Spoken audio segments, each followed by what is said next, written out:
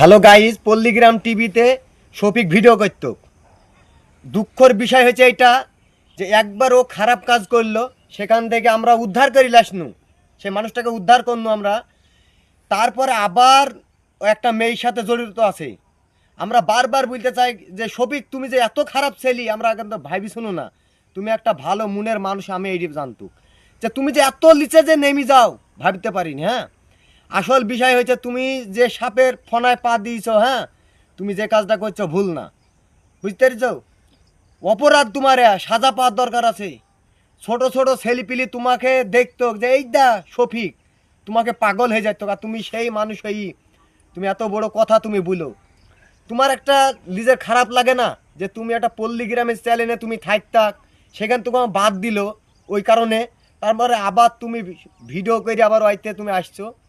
তোমাকে বারবার বলা হয়েছে যে তুমি একটা ভালো মানুষ ছিলা, তুমি যে মেয়ে ছেলের ফান্দে জ্যাকের পড়বা আমরা ভেবি শুনো না। মেয়ে ছেলে তোমাকে এখনো আমি বলছি তুমি সাবধানে যাও, মেয়ে ছেলে ফান্দে পা দিও না, আমি বারবার তোমাকে আমি বলছি, বুঝতে পারছো? তোমার ছোট ছোট ছেলপিলি বড় মানুষ তোমাকে এক নামে চিন্তক যে শফিক শফিক শফিক, সেই শফিক এখন তোমাকে ডিলেট করা হয়েছে। তোমাকে কেউ মানেই না, আর তোমাকে কেউ মানবেও না, বুঝতে পারছো?